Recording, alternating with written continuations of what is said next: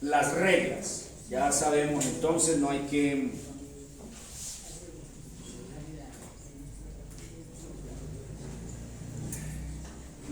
que profundizar en qué es una regla. Ustedes saben que es una limitación, que hay un límite, ¿cierto?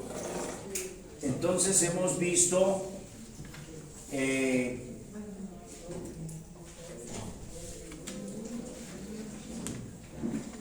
hasta la quinta, ¿cierto?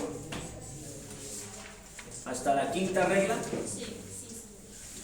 Bien, entonces, que la Biblia debe leerse común y corriente como cualquier otro libro, que no es un libro místico, extraño, que tenga que usted hacer algún ceremonial o alguna cosa rara para leerla, sino como un libro común y corriente, que se debe leer la Biblia de forma existencial, que la Biblia tiene narraciones históricas que deben ser interpretadas buscando siempre aplicaciones juiciosas, aplicadas, la palabra del Señor. Y siempre esfuércense por hacer preguntas, por favor, porque cuando no se hacen las preguntas quedan a veces lagunas. La cuarta regla es: lo implícito se debe interpretar por lo explícito. Y dimos ejemplos entonces de cosas explícitas y de cosas implícitas, como por ejemplo en San Mateo y en Marcos, sus dos evangelios, el mismo mandato de que deberían ir por el mundo a predicar el evangelio y a hacer discípulos, pero sin embargo en Marcos encontramos un aspecto implícito, que es tomar serpientes en las manos, y si se bebiere cosa mortífera como un veneno no le daña. Eso es muy implícito, porque seguramente si tomo una serpiente en mis manos me va a morder y me va a matar, ¿cierto? Entonces hay que tener cuidado con lo implícito, y a veces las personas encuentran esos factores en la Biblia y de eso hacen una ley de su iglesia. Entonces toca tener ese cuidado. Nos vamos entonces ahora con la quinta, que es el significado de las palabras, y quedó un trabajo, ¿no? Y espero que lo hayan disfrutado bastante. Palabras como voluntad y palabras como salvación. Toca tener mucho cuidado con estas palabras, porque no siempre significan lo mismo, y en muchas oportunidades, aunque signifiquen la salvación, hay que darle la interpretación correcta. Es el caso de Hechos 16:31. Cree en el Señor Jesucristo y serás salvo tú y tu casa. Entonces hay que tener cuidado. Mi madrecita llega muy feliz a orar aquí, pero madrecita, orar mentalmente. En Hechos 16:31 se le dice al carcelero de Filipo: cree en el Señor Jesucristo y serás salvo tú y tu casa. Entonces, si usted interpreta eso literal, quiere decir que si se convierte el padre de familia, se salva por él de todo el resto de la familia. Entonces, todo eso hay que siempre tener cuidado al momento de interpretar, ¿cierto? Vamos ahora a la sexta.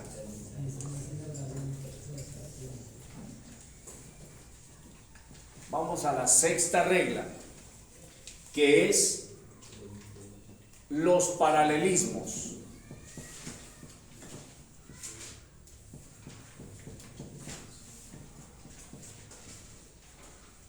Los paralelismos. Entonces sabemos que algo paralelo siempre será así. Cuando se entiende paralelo es que si hay una línea, hay otra al lado, ¿cierto? Para dar como una pequeña ilustración.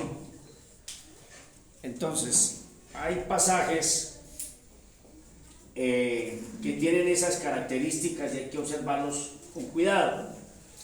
Vamos entonces a centrar nuestra atención en los libros poéticos.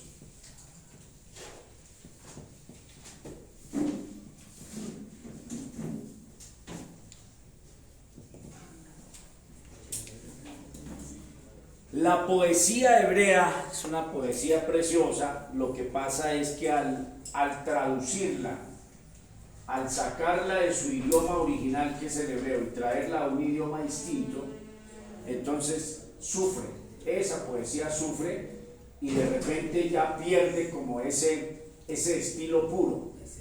Cuando algo se saca de lo original y se le da una transformación, pues es sencillo, pierde su originalidad. A un carro le quitaron la cojinería original y le pusieron otra cosa diferente, o el timón y le pusieron otra cosa diferente, pues ya perdió, sigue sirviendo para lo mismo, pero perdió lo original. Entonces, cuando se traduce de un idioma a otro, pasa eso, siempre pasará eso. Hay un sufrimiento y se pierden algunas cosas valiosísimas de pasar de un idioma a otro. Con la Biblia pues ha sucedido eso, porque su idioma original, que es el hebreo, el griego, el arameo, cuando se le pasa a otro idioma, indudablemente hay un sufrimiento allí de pérdidas que nosotros, los que no hablamos hebreo ni griego, pues no vamos a disfrutar hasta que no vayamos y aprendamos esos, por ejemplo, esos dos idiomas, al menos el hebreo y el griego, ¿cierto? Entonces, comencemos. Vamos a ir a un salmo. Vayan buscando el Salmo 19 y vamos a mirar aquí tres tipos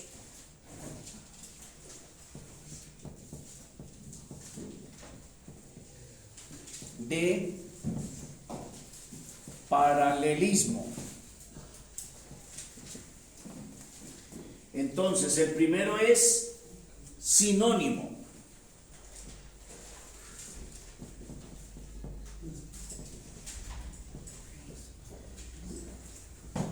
El segundo es antitético.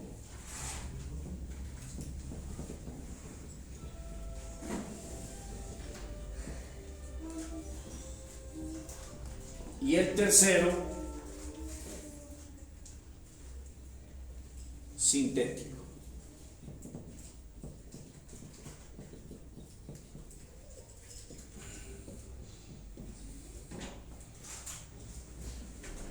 Palabras un poquito, sobre todo estas, un poquito extrañas, estas palabras.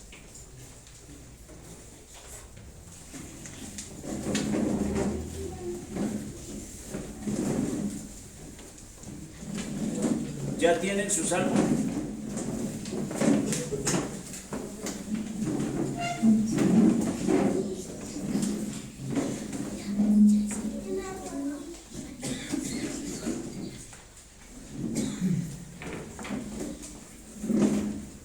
Bien, volvemos a concentrarnos acá, por favor.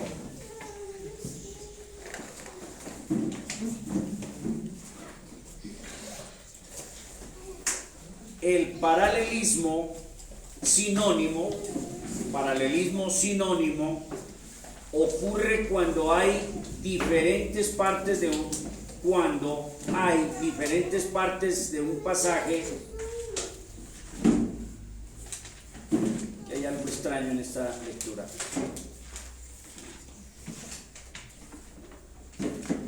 Cuando está mal escrito ahí. Ocurre cuando las diferentes partes de un pasaje presentan el mismo pensamiento en una forma de expresión ligeramente alterada. Entonces está diciendo lo mismo, pero cambia las palabras. Está diciendo exactamente lo mismo en primer renglón, segundo renglón de los salmos o de los proverbios, pero lo que cambia son las palabras. Ok, bien.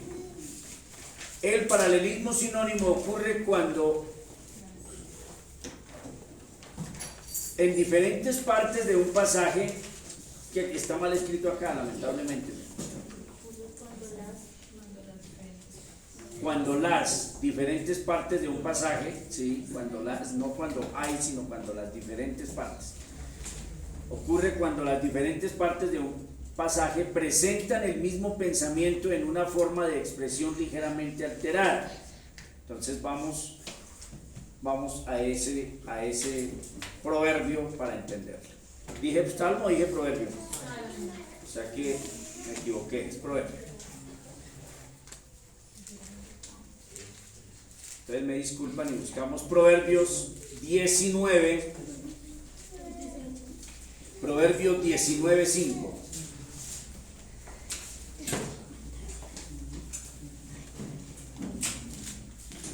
Eso hace parte de la poesía hebrea, es pura poesía. ¿Ya lo tienen? Proverbios 19:5. El testigo falso no quedará sin castigo, y el que habla mentiras no escapará. Es exactamente lo mismo. Está diciendo exactamente lo mismo, pero usó una expresión sinónima, ¿cierto? Una expresión sinónima. Entonces, en el primer renglón dice que el testigo falso es un mentiroso. El testigo falso es un mentiroso. Dice la Biblia que esa persona será castigada. En el siguiente renglón dice que el que habla mentiras no escapará, y sin duda está diciendo que no escapará del castigo. Bien, entonces esos son los paralelismos sinónimos en la poesía hebrea. Todas esas cosas hay que identificarlas. Y ustedes dirán, pastor, ¿y eso tan básico podría ser que una persona piense así? ¿No? Puede que alguien indudablemente encuentre en esto peso y necesidad de que lo enseñemos y lo aprendamos. Algo tan básico una persona no lo deduce, seguramente habrá alguna persona que piense que está hablando de dos cosas distintas, ¿cierto? Está haciendo su lectura, hay un paralelismo sinónimo y piense que está hablando de dos cosas distintas. En el Nuevo Testamento se presenta, por ejemplo, una expresión, los que murieron en Cristo o los que durmieron en Cristo. Y una persona precisamente me decía que eran dos cosas totalmente distintas. Eso puede pasar. Eso es que el estudio de la Biblia es peligroso, es delicado.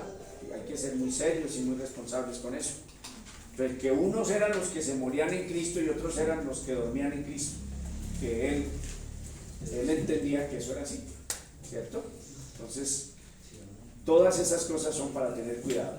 Entonces, hay cosas que son paralelas, que se dicen con otras palabras, pero que está diciendo que exactamente lo mismo, no es que esté diciendo otra cosa distinta. Simplemente al ser una poesía, lo que está diciendo es que a los mentirosos los castiga Dios.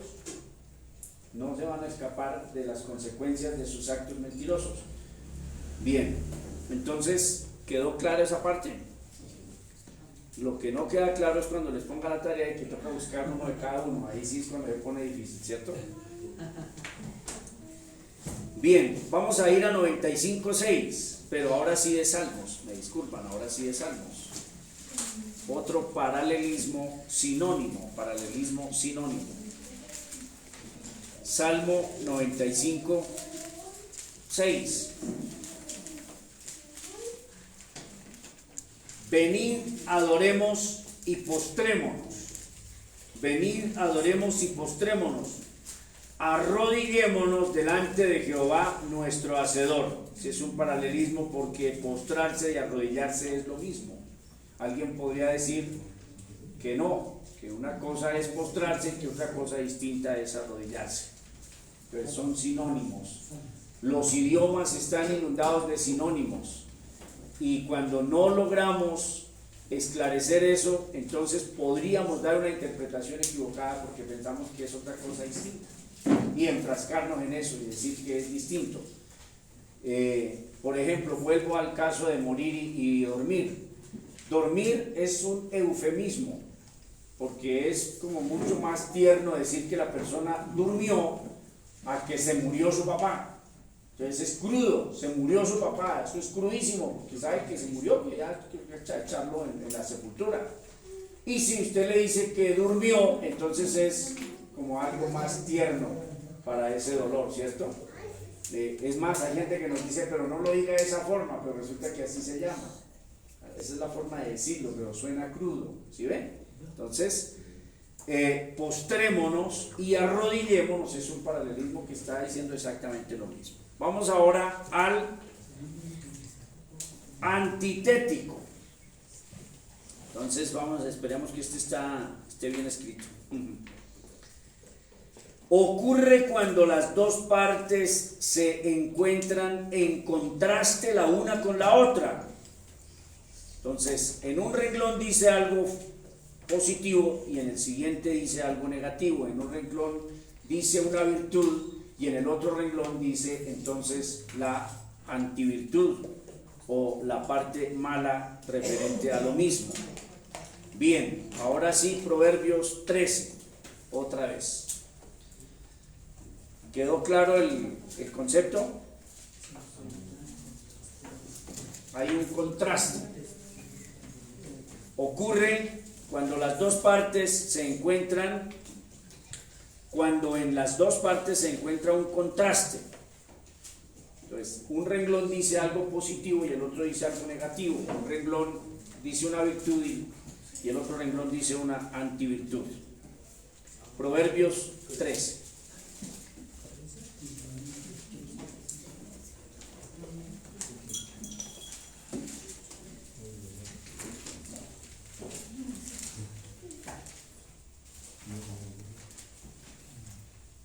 Proverbios 13, 1.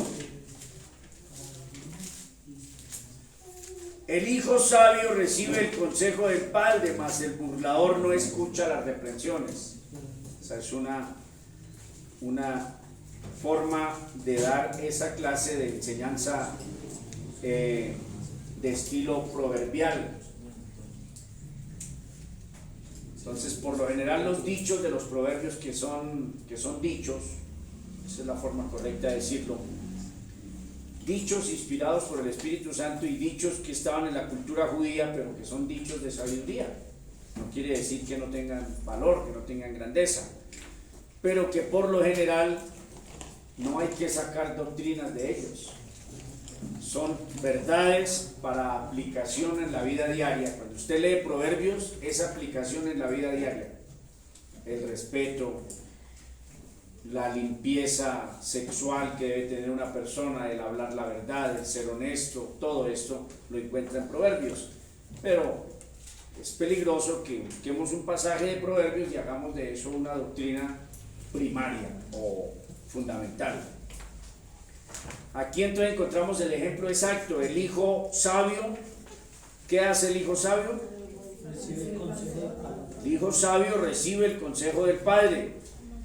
El burlador, este ya es un hijo malo, no escucha las reprensiones. ¿De quién? Pues de sus padres. No escucha ninguna reprensión. Bien, de eso hay multitud. Y los van a encontrar con facilidad, no va a ser difícil. Ahora nos vamos a Proverbios 10. Vayan a Proverbios 10, devuelvan un poquito. Proverbios 10:4. La mano negligente empobrece, mas la mano de los diligentes enriquece. Entonces, misma palabra, negligente y diligente, que son palabras que están relacionadas, la una es positiva, la otra es negativa, pero están totalmente estrechas, las dos, una relación estrecha. La mano negligente, ese perezoso que dice, pero ¿para qué afanarse tanto? Yo todavía estoy joven, ¿y para qué madrugar? ¿Cierto? ¿Qué pasa a esa persona? Se va a empobrecer porque cuando menos piense tiene 40 años y tiene un par de calzoncillos y 50 y ya no lo recibe en ninguna parte. Gravísimo, porque no se relajó, pensó que ese es el negligente.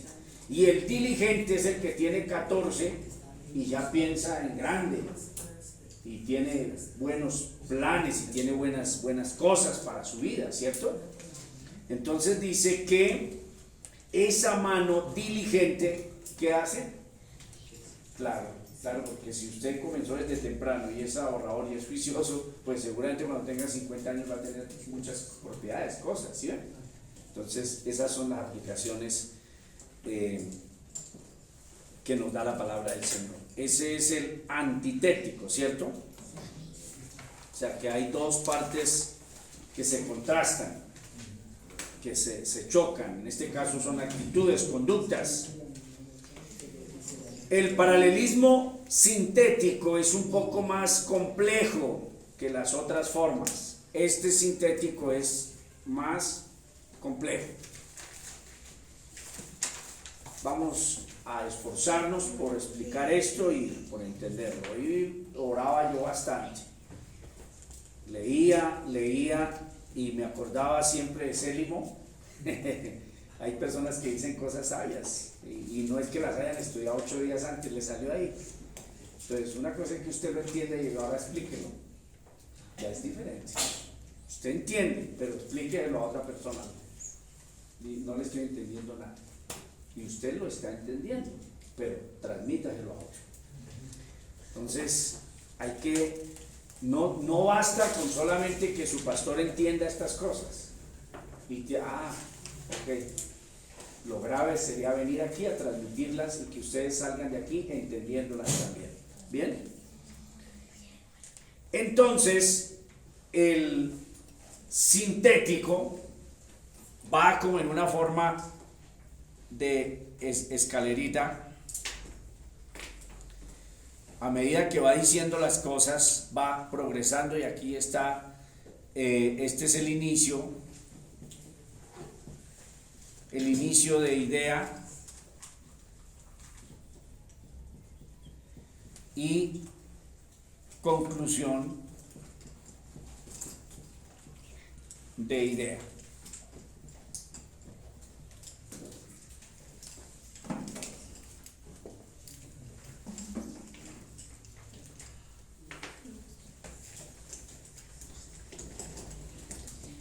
Aquí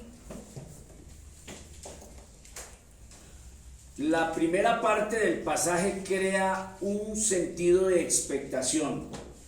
Pues cuando usted lee los primeros renglones, le informa, le anuncia que viene algo grande. Ese es el primer paso. Entonces aquí coloca usted expectación.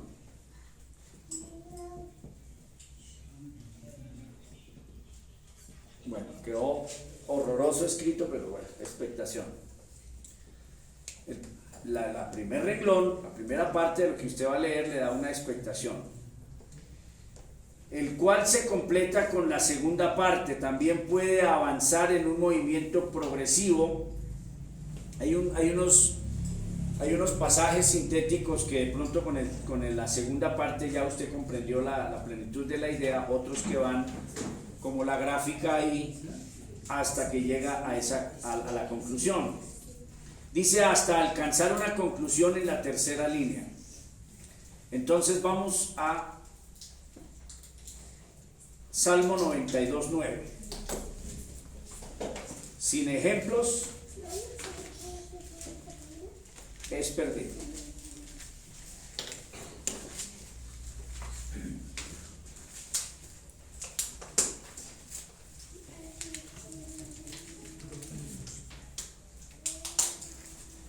Algo que le corregiría yo tremendamente a los docentes es que den, se me fue la palabra, den la teoría y dan la teoría y bien, pero no hacen el más mínimo esfuerzo por dar una buena ilustración y un buen ejemplo, y lo dejan a uno perdido. Dicen, bueno, está bien, o sea, teóricamente, wow, pero denme un ejemplo, ¿cierto? Entonces, eso corregiría yo tremendamente, y a los predicadores también. Están exponiendo la Biblia y se da por entendido que el auditorio, eso ya vuela, el auditorio va, ¿de qué está hablando? ¿Cierto? Entonces hay que esforzarse por eso. Salmo 92, 9. Porque he aquí tus enemigos, no dijo nada, tus enemigos.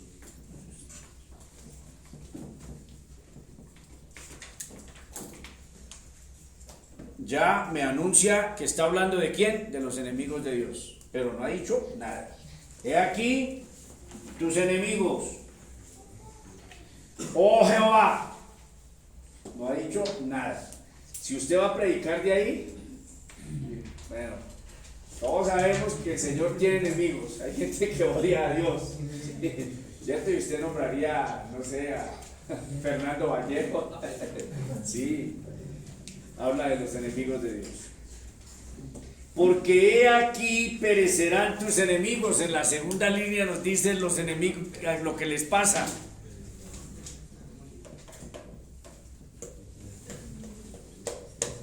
Lo que les pasa, lo que les sucederá. Estas palabras son demasiado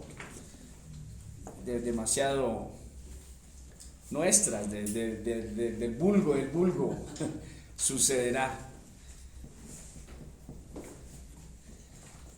El segundo renglón ya nos está diciendo que a los enemigos de Dios, ¿qué les pasa? Perecerán. Porque he aquí tus enemigos, oh Jehová, porque he aquí tus enemigos, he aquí perecerán, ¿qué? Tus enemigos. Ahora sí, concluye. Serán esparcidos, ¿cierto?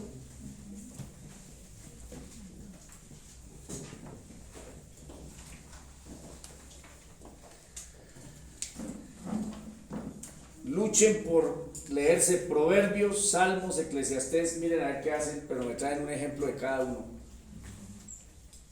que tenga estas características. ¿Listo? Hermanito, ¿y qué quiere decir que serán esparcidos?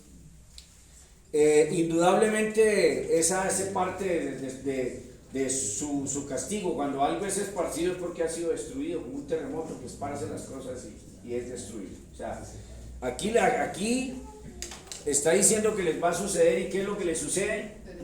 Perecerán, ¿cierto? Y serán esparcidos, entonces indudablemente esparramados. No van a tener fuerza de acción, porque el Señor los va a desparramar. Por ejemplo, la Torre de Babel. Se concentraron para hacer un edificio y burlar a Dios y subir hasta la cúspide, y su cambio de lengua los esparció y el plan se echó a la tierra. Eso es lo que está diciendo. El Señor los va a esparcir, a separar de tal manera que los enemigos del Señor no pueden llegar a su objetivo, porque esa obra soberana de Dios no los deja llegar a su conclusión. Los que no creen en el milenio, por ejemplo, dicen que todo esto de la ideología de género y todo esto terminará mal. Llegará a un punto, pero ya Dios entonces viene y va a ser tremendo la experiencia que se van a llevar estas personas. Nosotros creemos que esta es la plataforma para el anticristo. No, esperemos, no nos pongamos a hacer doctrinas de esas cosas. Bien, esa es la parte.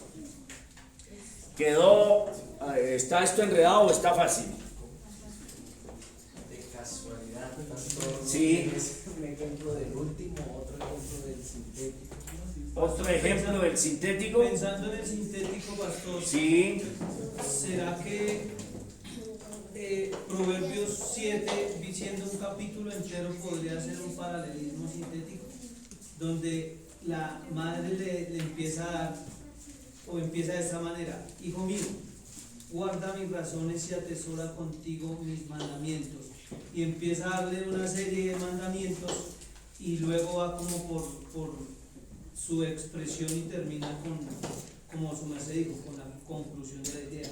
Y es como aconsejar al hijo, de manera escalonada va como Avanzando.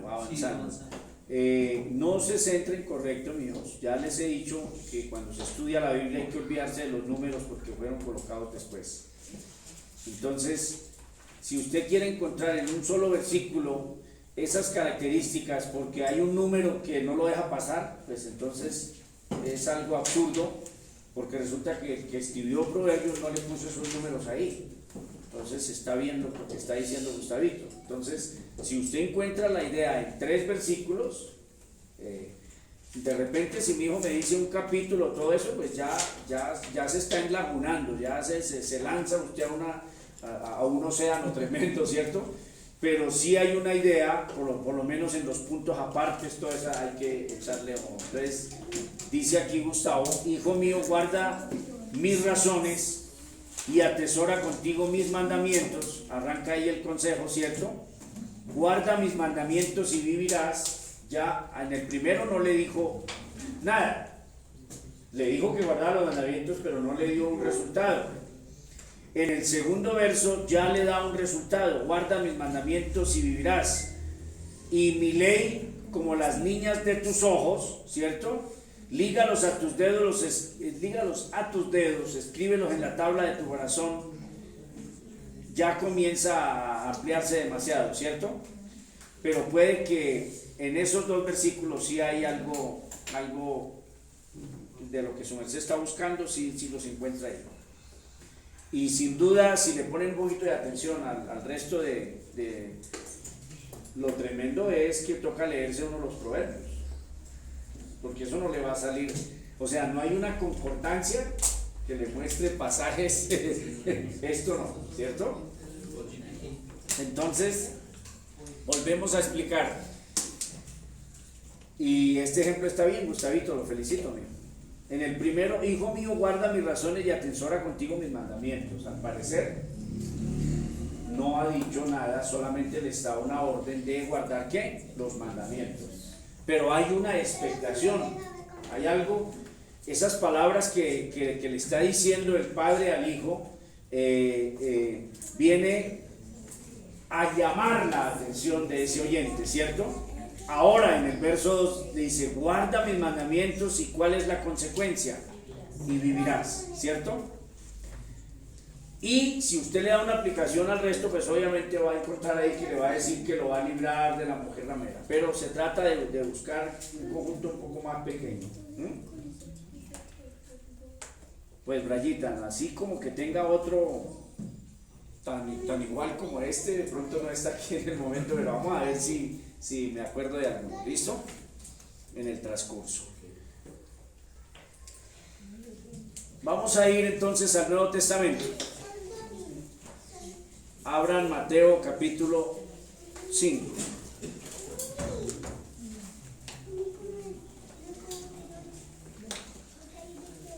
Mateo capítulo 5.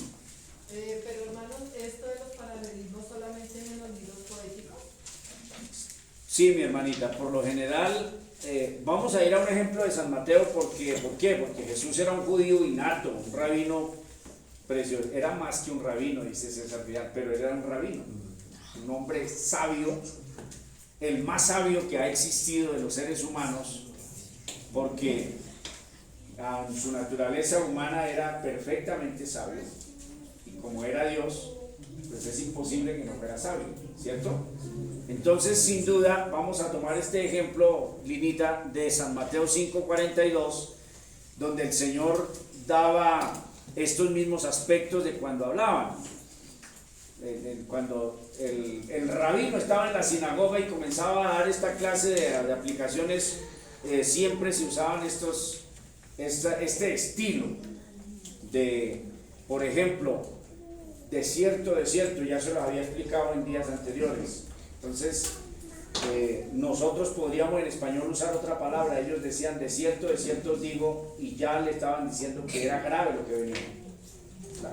Era un aviso que lo que voy a decir es supremamente grave. Es decir, no cabe ni la más mínima duda de lo que voy a decir. San Mateo 5:42. 5:42.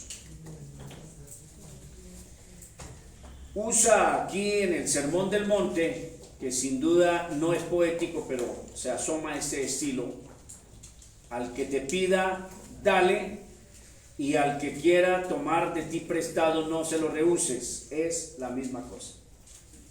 Alguien me está pidiendo algo, yo le doy, y si alguien me dice présteme algo, me está pidiendo algo, lo doy, ¿cierto? Pero usa dos aspectos para dar una idea concreta, que es: no seas apegado a nada, ni seas egoísta con nada. Tu corazón no tiene que ser egoísta. Si una persona le pide algo, dáselo. Si alguien te pide, dale. Que es difícil nosotros llegar a eso a puntualidad, ¿no?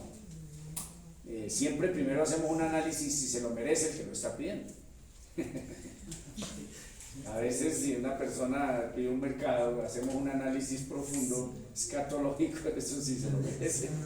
Y si no se lo merece, podríamos que le demos vuelta para decirle que no. Porque somos así. Aquí Cristo está diciendo es, al que te pide, dale. Puede ser su enemigo. Dale, ¿cierto? Y al que quiera tomar de ti prestado, ¿qué? No se lo rehuses. Hagan el trabajo con proverbios, con salmos, para que no tengan esta clase de dificultades.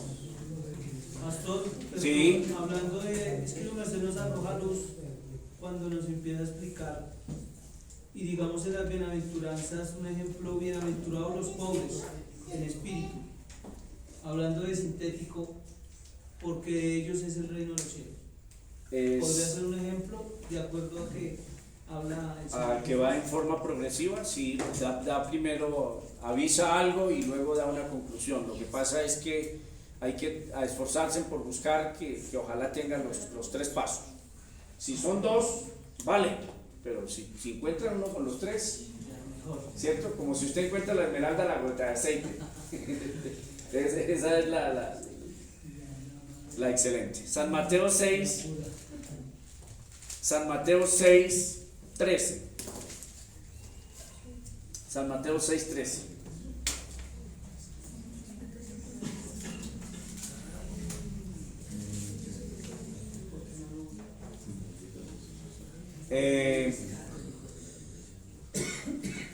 Aquí llegamos a una parte más compleja.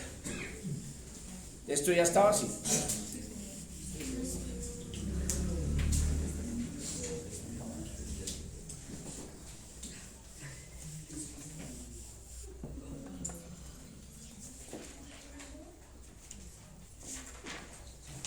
Ya tenemos reglas que hemos venido ya viendo sobre cuando parece que 2 partes se contradicen.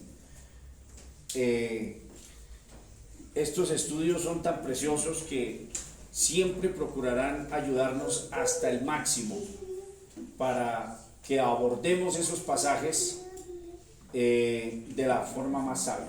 Entonces, vamos a mirar pasajes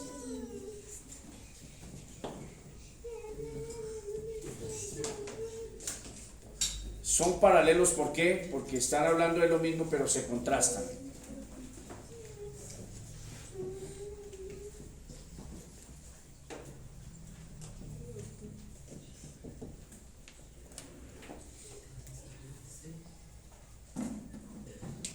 Hablamos de doctrinas, ya conocen ustedes eso. Doctrina de la responsabilidad y de la soberanía de Dios. Difícil que eso pueda acomodarse en una mente humana. La doctrina de la Trinidad, unidad y Trinidad de Dios, difícil que en una mente, es más, ha hecho unas divisiones pero impresionantes. Cuando usted escucha a un unicitario, prácticamente el trinitario para el unicitario es un archienemigo. Casi que hay unos ya moderados, he escuchado unos ya moderados, pero hay otros que prácticamente dicen que son hijos del diablo los trinitarios, que porque eso arrancó con el concilio de Nicea y que la Iglesia Católica fue la que inventó el trinitarismo. Eso es ser uno bruto, porque resulta que cuando usted lee el Nuevo Testamento está lleno de ese Dios trino. ¿Cuál concilio de Nicea? El Nuevo Testamento, las cartas de Pablo. Entonces, eso hay que tener cuidado. ¿Y todo por qué? Por esos pasajes paralelos que se contradicen. Pero aquí vamos a mirar pasajes como tal, ya no doctrinas en un globo como hemos visto, sino pasajes como tal, y ustedes mismos pues van a mirar aquí. Bueno, entonces San Mateo 6 San Mateo 6:13. Y no nos metas en tentación, mas líbranos del mal, porque tuyo es el reino, el poder y la gloria por todos los siglos. Amén. Parece un pasaje supremamente sencillo y se nos enseña el Padre Nuestro y a los niños les enseñan el Padre Nuestro y bueno, le colocaron ese nombre a esa oración así bonito, pero ese nombre no es lo suficientemente apropiado, porque ¿qué hicieron? Padre Nuestro que está en los cielos, y agarraron de ahí el título de la oración. No, es la oración modelo para los discípulos. La oración modelo para los discípulos, así se debe llamar. Lo que Cristo está dando es un modelo de oración, ¿cierto? A sus discípulos. Otros lo llaman la oración de Jesús. Esa no es la oración de Jesús. Jesús está dando es un modelo de oración. La oración de Jesús es San Juan 17. Esa es la oración, ¿cierto? Encontramos aquí una parte supremamente fuerte. No nos metas en tentación. O sea, Dios, el Señor nos dijo que le dijéramos al Señor que ¿qué? Que no nos metiera en tentación. Y entonces encuentra usted el pasaje que contrasta, que ya todos lo conocemos, que es el de Santiago.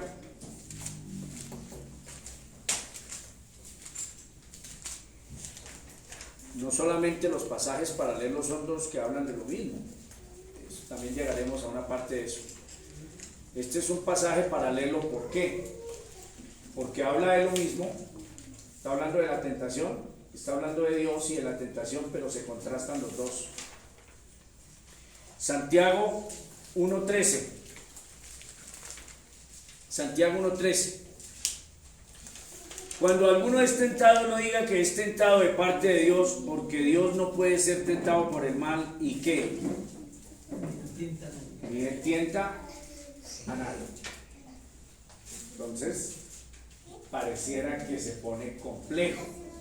Pareciera que encontramos dos pasajes paralelos. Ya le expliqué por qué paralelos. Uno, porque está hablando de la tentación, ¿cierto? Dos, porque está involucrando a Dios.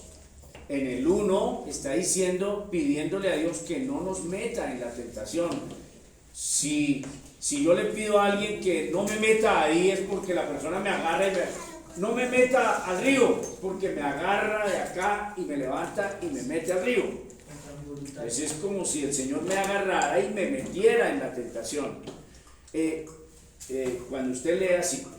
Ahora, Santiago me dice que cuando uno es tentado, no diga que es tentado de parte de Dios. Porque, a ver, ¿por qué Santiago dice eso? Porque seguramente la idea estaba clara en el concepto judío. Noten que este señor dice, Santiago, siervo de Dios y del Señor Jesucristo, a las 12 tribus que están esparcidas. Le está hablando a gente judía que sin duda habían creído en el cristianismo, pero le está hablando no a gentiles, le está hablando a judíos. Quizá estaba muy arraigado el concepto en el judaísmo que era Dios el que lo metía a uno en tentación. Ahora, San Mateo lo está diciendo con claridad, no nos metas en tentación. Y Santiago me dice que el Señor no tienta a nadie, ¿cierto? Entonces, ¿complicado? Complicado, ¿cierto? Pero no es así, no es así, mis amores. Porque en la siguiente frase del Padre Nuestro dice, líbranos del mal. Lo que nos está diciendo la oración en el Padre Nuestro es que Dios tiene la soberanía y el poder de evitarnos esa tentación. Él es soberano sobre todo, sobre el diablo, sobre mí mismo y sobre todo. Y le está suplicando, nos enseña a suplicarle al Señor que me libre de ese mal al que yo estoy atraído siempre, ¿cierto? Ese es el complemento perfecto para esa palabra.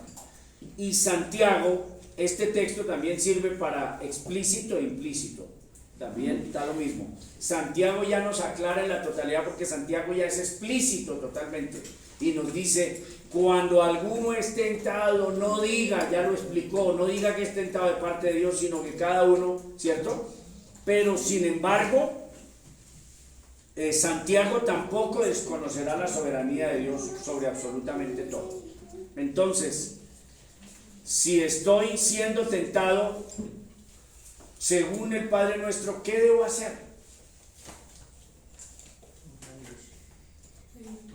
Rogar a Dios, de entrar en oración sincera y genuina y suplicar al Señor que lo libre, o sea, que tome soberanía sobre mis propias decisiones también y que me libre, suplicarle que me libre, porque Él puede hacerlo.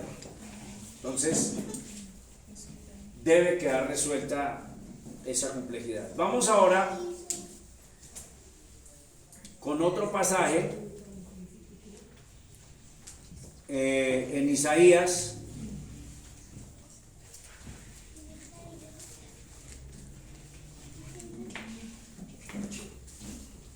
Y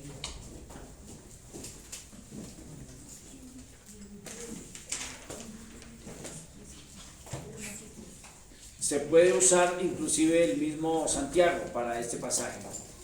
45, Isaías 45,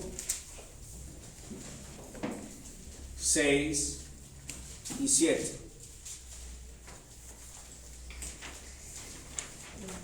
Para que se sepa desde el nacimiento del sol y hasta donde se pone, que no hay más que yo Jehová, y ninguno más que yo. Este verso 6 da una afirmación de la soberanía de Dios, de lo absoluto que es Dios, para que se sepa. Por eso coloca esas ilustraciones en lenguaje hebreo tan fuertes. Cuando está diciendo desde el nacimiento del sol hasta donde se pone, es desde el infinito hasta el infinito, para que a nadie le quepa la menor duda. ¿Y qué no debe dudar? Que no hay, ¿cierto? Que no hay más que yo, Jehová, y ninguno más que yo. Que formo la luz y creo las tinieblas. Alguien podría anclarse ahí y decir que Dios es el autor del pecado. Alguien podría, pero está diciendo que Él es el que crea las tinieblas. Que hago la paz y que creo que la adversidad también. Yo Jehová hago, dice literal, o sea, no está diciendo, hago todo esto. Es un verso poderosísimo para defender a como dé lugar la soberanía de Dios. No se puede alterar la doctrina de que Dios no es el autor del pecado, ni que el pecado dimana de Dios, pero que en su soberanía ha permitido, esas son las veces ahí, ha permitido que el pecado esté presente, porque si Él no hubiera querido, pues no hay pecado, porque Él no hubiera querido, ¿cierto? Entonces, son pasajes que tienen esas particularidades. Preguntas, dudas, enredos.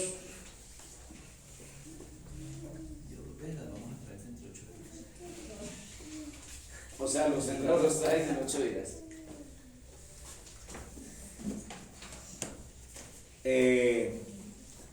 De pronto el que está un poquito difícil es el que va en progreso, la idea.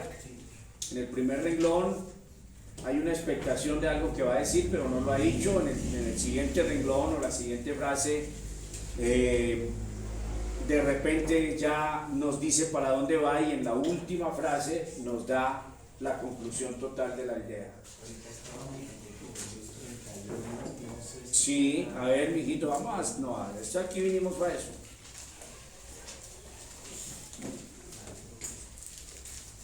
Proverbios 31, porque mi hijo debe estar en clamor y en oración por esa mujer virtuosa. En ruego. A ver, ¿dónde, hijito? Del 1 al 3, no sé si crea esa expectativa a la que hacía referencia. Vamos a hacer este análisis. Que hijo mío, que hijo de mi vientre. Pero lo está haciendo en forma de ¿qué?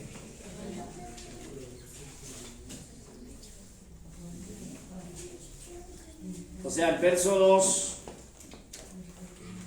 está con ¿qué?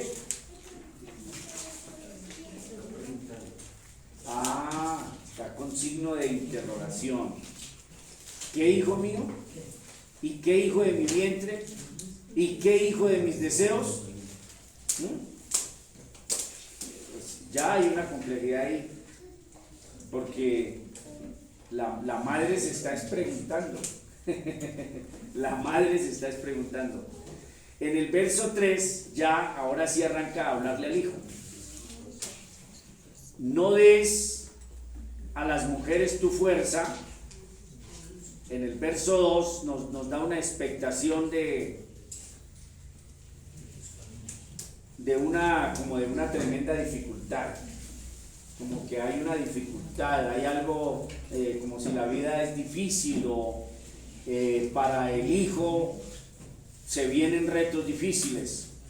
Viene la advertencia: no des a las mujeres tu fuerza ni tus caminos a lo que destruye a los reyes.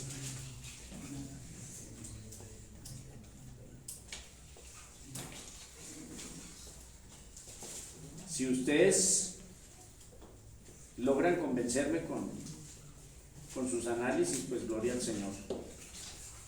No es de los reyes, ya le está dando una instrucción directa en el verso 4, no es de los reyes Solemuel, no es de los reyes.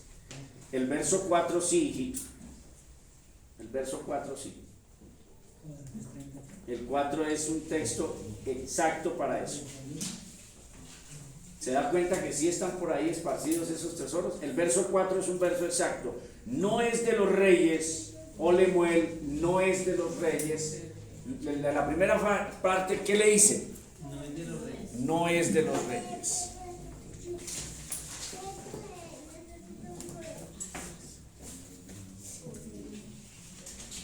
Aquí le está diciendo algo. Solamente este no. Es una expectación fuerte, que hay cosas que no deben hacer los reyes, pero solamente le está afirmando, no es de los reyes, ¿cierto? Ahora, otra vez, no es de los reyes, o este es así, o es lo contrario, así. Oiga, tremendo, uno tiene que estudiar bastante, ¿no? Porque esto es de admiración, ¿cierto?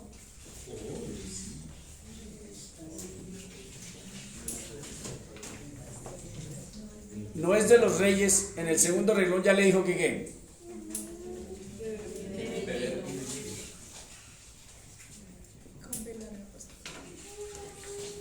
Este aquí. Y este así. O sea que ahí no era beber, sino era una cosa extraña. Beber vino. ¿Y en el tercer renglón qué le dice? Ok, concluyó la idea, ¿cierto? Aquí le dijo algo más, pero en la tercera concluyó completamente la idea, que las personas que están en altos cargos bajo ninguna circunstancia deben tener vicios, y menos vicios de esta clase, como alcohol, drogas, sexo, mujeres. No debe, ya se lo había dicho en el primero, le he advertido, de los que están en altos cargos, aléjese de estar en rochela con mujeres, porque le destruyen su pastorado, le destruyen todo, ¿cierto? Y en este caso el rey. Muy bien, Brayita, el Señor lo bendiga, pero ese no le sirve para la tarea, ¿no? Sí, pero su afán por decir que eso quedara mucho más así explicado, entonces lo logró. Muy bien, listo. ¿Qué quiere decir? Que no están tan escondidos, que sí los van a encontrar, ¿cierto? Bien.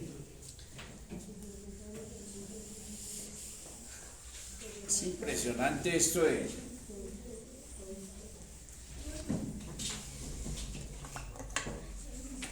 de explicar. Mire, se fue una hora ya. La séptima, interesantísima diferencia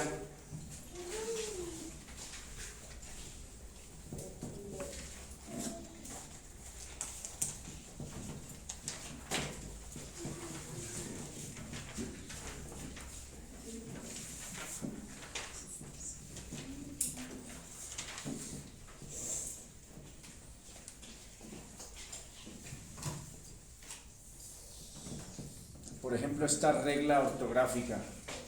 Aquí es una V y aquí es una V larga. Sí. Y seguramente porque estaba en medio de dos vocales, creo que es así. Vaya cada loco con su tema, ¿sí o no?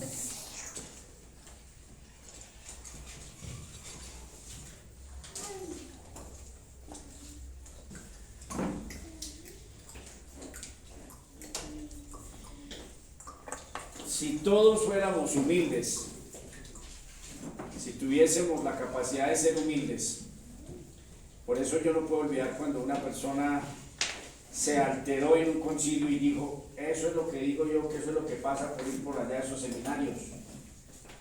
Seguramente nos dañan la doctrina o nos tuercen, dependiendo a qué seminario vaya usted. Pero si usted va a un seminario bíblico, le hacen un gran bien, un demasiado bien. Si usted se mete a cualquier seminario por ahí, de pacotilla, pues seguramente sí sale mañoso. Por ejemplo, hoy en día hay disque escuela de profetas. Yo no sabía que hay una escuela donde le enseñan a una profeta. Hasta donde yo sé hay escuelas de brujos y le enseñan a adivinar el futuro y a leer la bola y el tabaco. Pero que yo ponga una escuela aquí para enseñarle a Gustavo cómo ver el futuro, por Dios, eso es un acto soberano de Dios que se lo da a una persona para mostrarle cosas. Es un acto soberano de Dios, pero no hay una escuela para eso.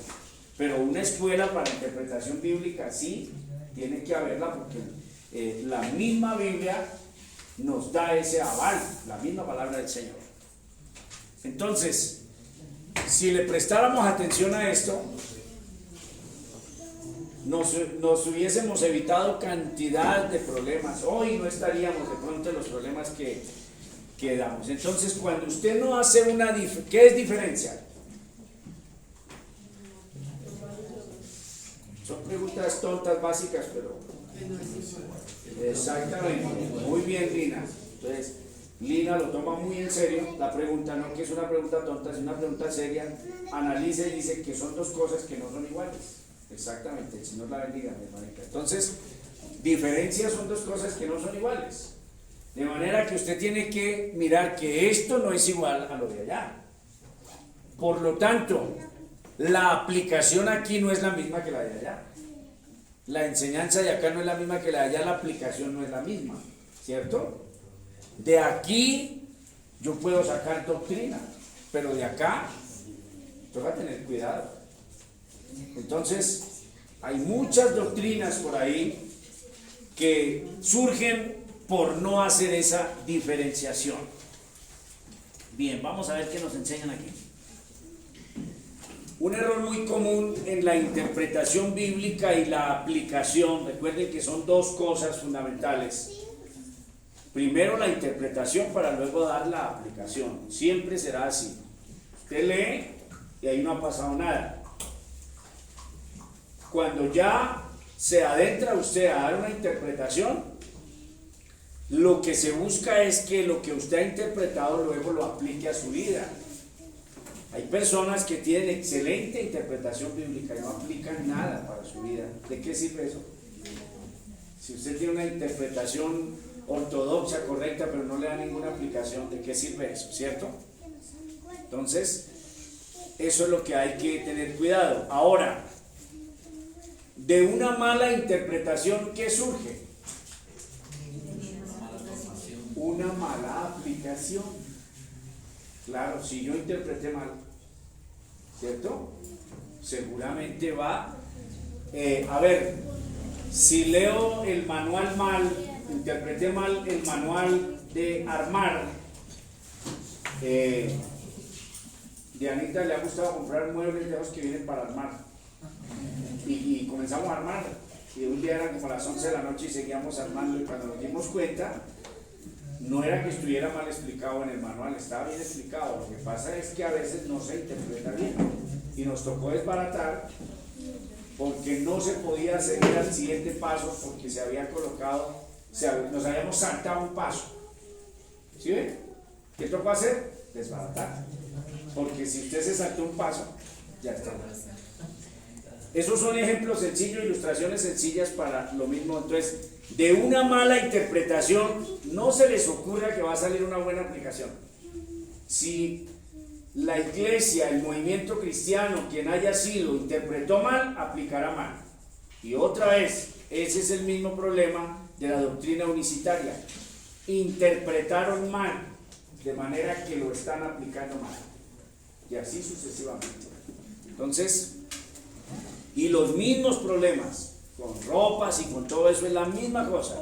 Se hizo una mala interpretación y se lleva a la iglesia una mala aplicación. ¿De acuerdo? Entonces, cuando se le da al proverbio el peso y la fuerza de un absoluto moral, indudablemente vamos a caer en cosas graves, como las que ya conocemos. Podríamos hacer un listado largo, pero ustedes ya conocen. La Biblia es palabra de Dios desde Génesis hasta Apocalipsis, es palabra de Dios, es inerrante, es preciosa, pero la Biblia tiene particularidades. Hay aplicaciones que tienen condicionamientos. Hay que interpretar correctamente los mandatos para el pueblo de Israel y hacer ese contraste con la iglesia. Entonces, cuando usted está leyendo el Antiguo Testamento, ya tiene que estar inmerso en la conciencia que le están hablando a un pueblo en particular. Y entonces, cuando usted piense darle aplicación a esa interpretación que usted hizo, y esto recae mucho sobre nosotros los pastores, pero sobre toda la iglesia, porque cada persona juiciosa lee la Biblia, la interpreta y quiere darle una aplicación personal. El pastor nunca se lo ha exigido, no se lo ha enseñado, pero usted encontró que debe hacerlo y usted lo hace. Eso está bien. Entonces, cuando usted está leyendo el Antiguo Testamento, tiene que ser consciente ya sobre qué reglas debe leerlo, ¿cierto? ¿Qué reglas hay para aplicarlo? Entonces, sucede lo siguiente, que muchas veces dicen el Antiguo Testamento ya no, pero ¿cómo se le ocurre que no?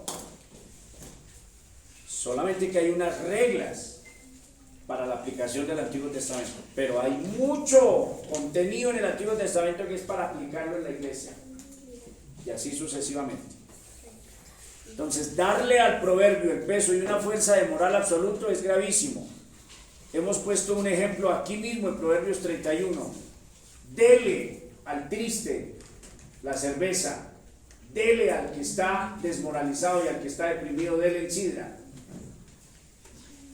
Eso es grave. Si usted le da una aplicación literal a eso, es gravísimo. Porque imagínese, cuando usted se vaya, hermanito, lo veo cabizbajo, lo veo triste, hermano, que tengo una depresión horrible, una depresión tremenda. Entonces inmediatamente traigan media de aguardiente para dársela a la persona. Entonces hay que mirar con cuidado, con mucho cuidado hay que mirar por qué la persona dijo eso. ¿Por qué la mamá del rey Lemuel dijo esas palabras?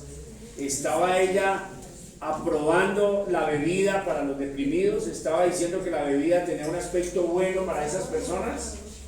No, estaba dándole fuerza a que los que están en cargos eminentes tienen que alejarse totalmente de la promiscuidad y de los vicios, porque su cabeza tiene que estar bien puesta para gobernar. Listo. Los proverbios son pequeños, pareados, o sea, no se enreden con esas palabras técnicas, dichos, pequeños dichos, muchos de ellos capciosos, claro, sarcásticos, irónicos, tienen todos esos aspectos, para expresar truismos. Esta palabra truismo es como algo supremamente básico. Cuando usted dice obvio, cuando usted, una persona hace una pregunta como tonta y usted le dice pues obvio, eso es un truismo. ¿Listo? Bien. Entonces, los proverbios tienen esa característica para dar aplicaciones a aspectos de la vida diaria. Relaciones interpersonales, ¿cierto? Por ejemplo, hay ironías y hay sarcasmos en los proverbios. Que al que fíe le quiten la ropa en la calle. Bravo. Es bravo, ¿cierto? Y qué pesar que de pronto no lo tenga aquí, pero dice así exactamente. Al que salga fiador y al que se ponga a fiar a otro, que lo empeloten en la calle. Si usted le da una aplicación literal a eso, entonces si usted encuentra al hermano en el parque natural donde sea y usted lo agarra y lo empelota ahí, es que la palabra del Señor me ordena. No, está siendo irónica la palabra, está siendo sarcástica, pero no está dando un absoluto moral, sino está dando un sarcasmo, como si fuese ese ojalá que también es muy irónico, muy sarcástico. Ojalá lo pare un policía y ojalá le echen el carro a los patios. Cuando usted le dijo a una persona 3 veces que no saliera porque estaba en Picuplaca, se lo dijo 3 veces, y entonces la persona dice, ay, que usted es una sal y que no sé qué, y se va de necio, entonces usted dice, ojalá lo ponche un policía, ¿cierto? Es como si le estuviera deseando para que aprenda la lección. Los proverbios hacen eso. Los proverbios, es más, sí que deberíamos leernos ese libro varias veces. ¿Por qué? Porque más que el libro de proverbios llevarnos a una parte teológica tremenda, espiritual, lo que nos da es pautas para la vida diaria, para el diario vivir, en el trabajo, en el hogar, en la casa, en los negocios, en todo. Entonces note que el Espíritu Santo no descuida nada de nosotros, nos deja ese libro que nos da obviedades, cosas que son supremamente obvias, que las sabe desde un niño en adelante, pero que a veces somos tan estúpidos que un niño de 5 o 6 años sabría que no hay que hacerlo y nosotros lo hacemos. Indudablemente así es. Por ejemplo, una persona que hizo técnico en el SENA de mantenimiento, estudió eso, y entonces llega el aprendiz del SENA allá y entonces comienza a hacer sus prácticas en la empresa. Hay que cambiar una correa o hay que cambiar una polea, pero usted apaga el motor y eso se demora un buen rato, y usted apaga el motor y eso sigue dando vueltas, ya sin corriente, sin energía, sigue dando vueltas. Eso lo sabe cualquier persona. Cuando usted dice obvio, lo sabe cualquier persona que usted espera a que eso se detenga solo, porque por más que ya no tenga energía, el mismo peso de la polea y de todo eso lleva una fuerza tremenda. Pues este loco seguramente quería salir más temprano o ya era tarde, pues se le hizo fácil que él agarraba la correa con la mano y frenaba. Pues eso es ser uno estúpido con las mayúsculas. Se le lleva el dedo y le fractura 2 dedos. Obvio. Por eso usted le dice anciana, obvio. Y a veces nosotros, gente, y Señor bendito. El proverbio tiene eso. No se puede hacer del proverbio entonces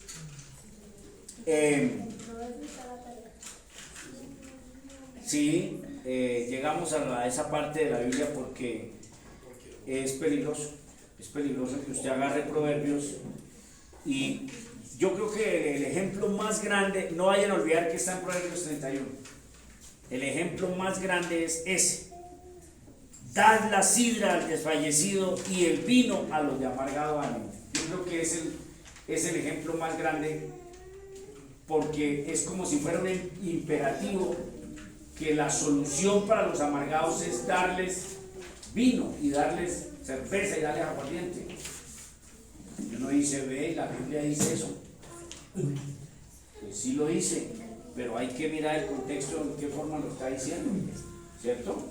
Entonces, aunque lo dice así, lo que está es horrorizando el consumo de bebidas alcohólicas. Está diciéndole a la persona que está en un cargo alto, si toma ese camino, seguramente su desastre va a ser sin precedentes. Bien, seguimos acá. Reflejan principios de sabiduría para una vida consagrada, una vida devota. No reflejan leyes morales que deban aplicarse absolutamente a toda situación concebible. Busquen Proverbios capítulo 6.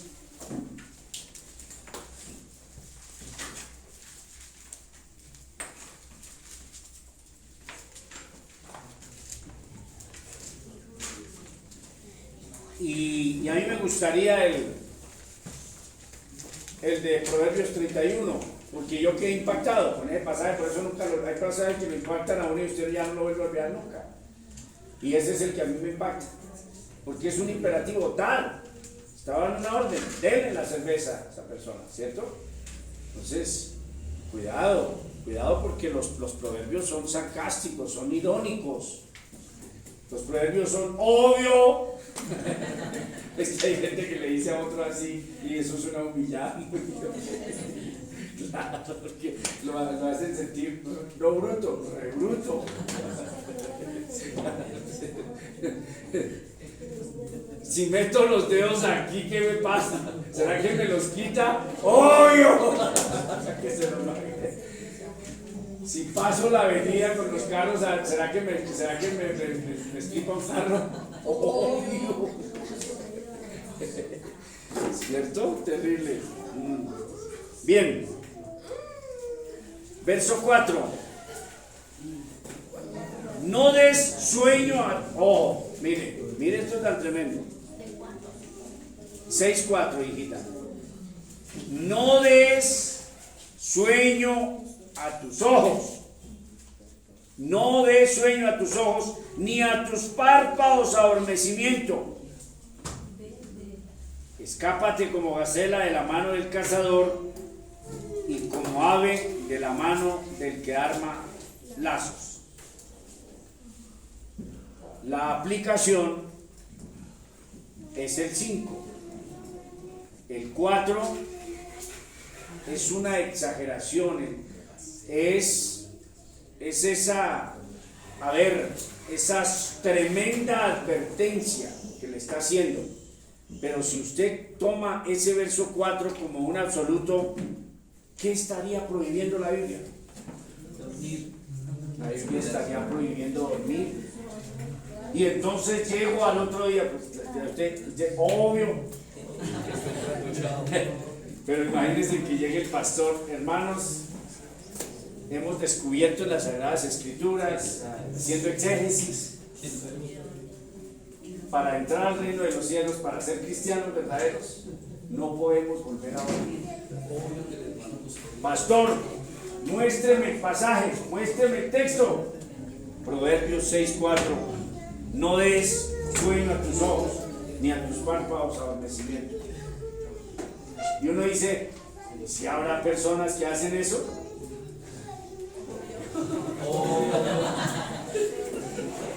Gracias. ¡Obvio! O si no, las iglesias no tuvieran problemas graves, ejemplos tremendos. Este hombre que tiene su canal en YouTube y que hace esas denuncias, uno queda estupefacto de las cosas que ve ahí. Tremendo. Bien, entonces esa es la parte.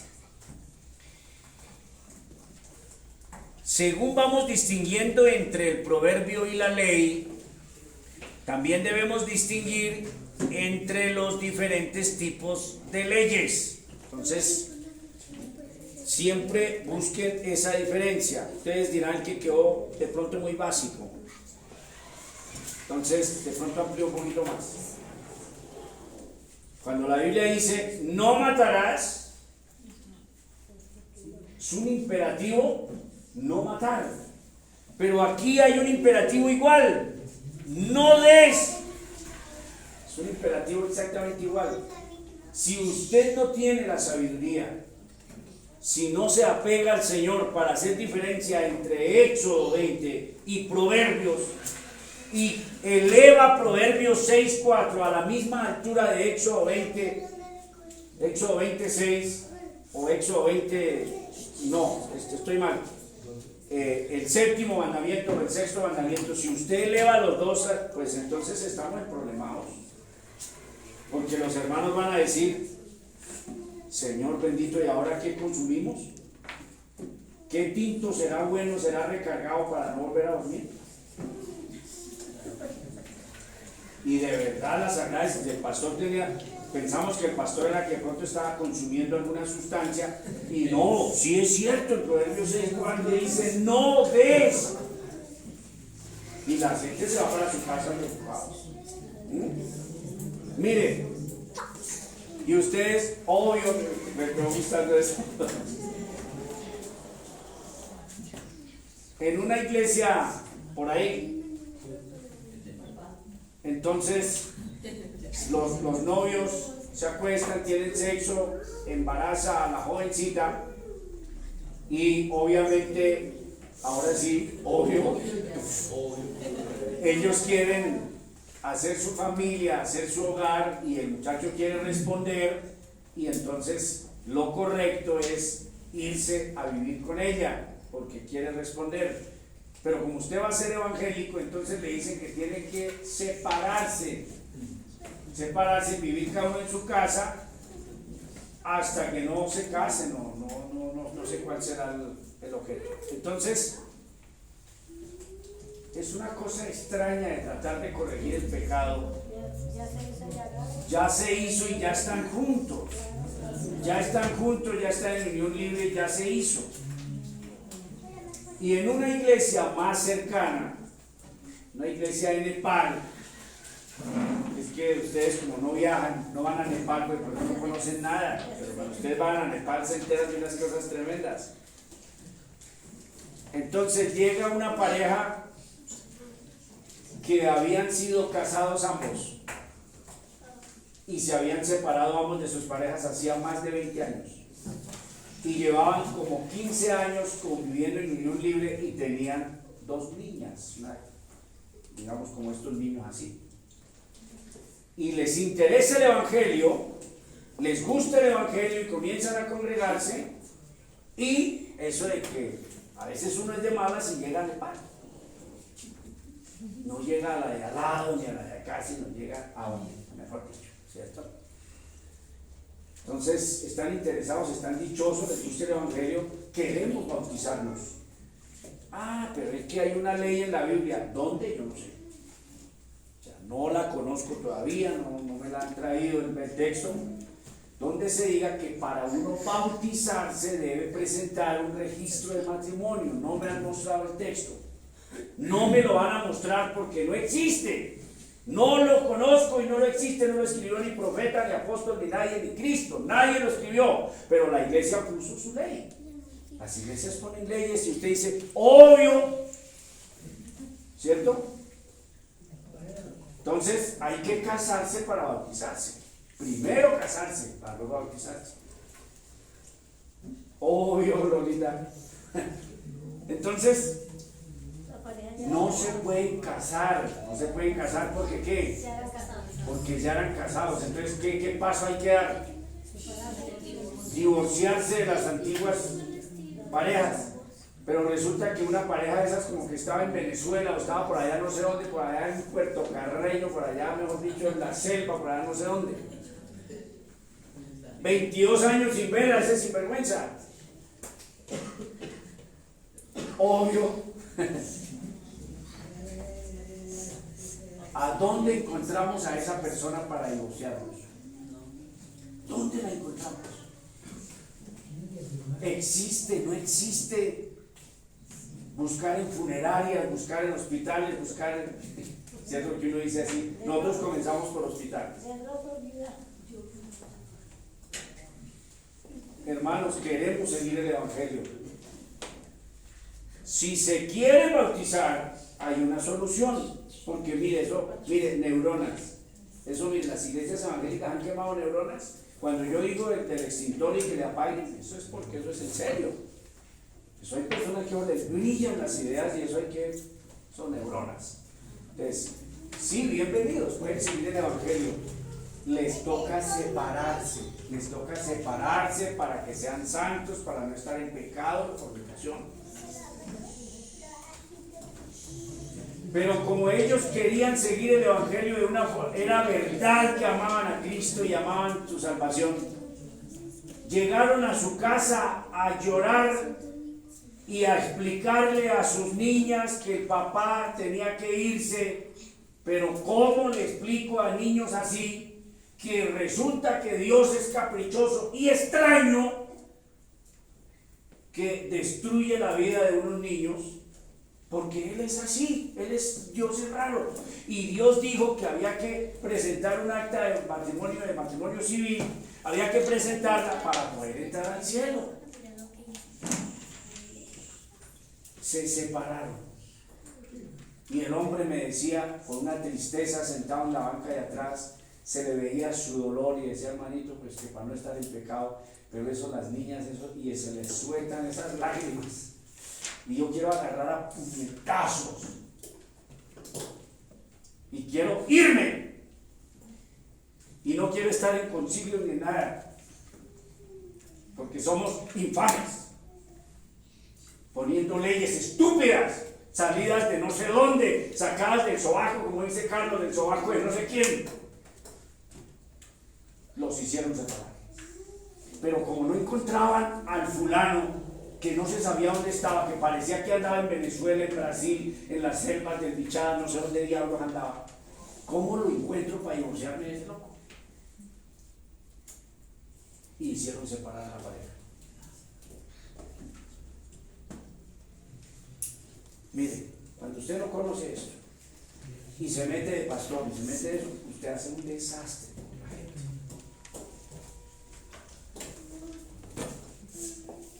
Me puse a predicar y casi lloro y todo eso, lloré. Claro, es que yo no puedo olvidar la tristeza de ese hombre.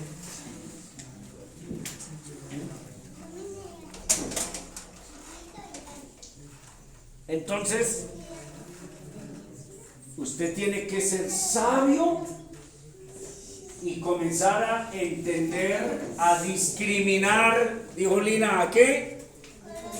Diferenciar que esto es diferente a esto, aunque todas las dos cosas estén dentro de la Biblia y tenga una gran importancia.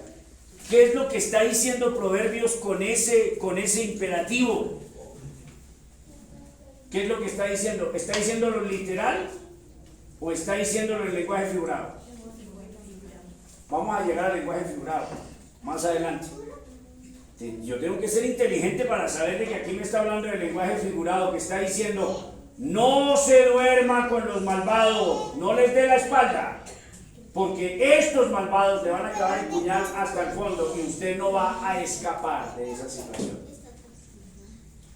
Y el no matarás, el lenguaje figurado, o me está diciendo que no hay que cegarle la vida a nadie. Aunque no lo crean, eso pasó en el país. O sea, eso pasó cerquita, eso huele, eso está cerca. Y a un pastor le escuché decir que cuando llegaban personas con esos problemas era mejor que no vinieran a nuestra iglesia.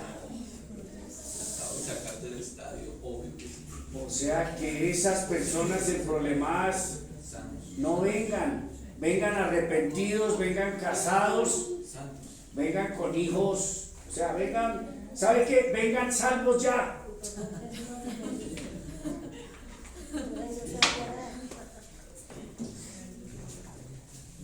Por no saber, ¿qué dijo Cristo? Yo he venido a salvar a pecadores, no a justos, porque los justos no tienen necesidad de arrepentimiento, los pecadores sí. Y yo he venido a salvar a samaritanas que tienen 5 maridos y el que tiene no es tu marido, y vengo a salvarte a ti. Pero no le dijo que fuera a buscar al primer sinvergüenza y que no le dijo nada de eso.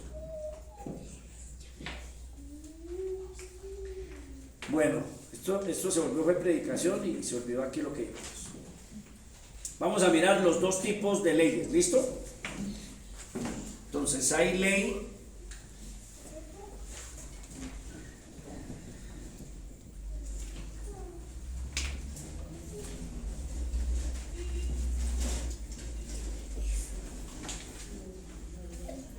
El hermanito me decía que si yo no podía hablar, imagínense, y yo todavía no era pastor y me decía que si yo no podía hablar, ¿con quién voy a hablar?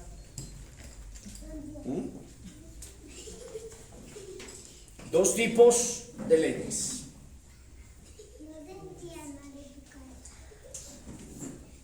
Apodíctica, ley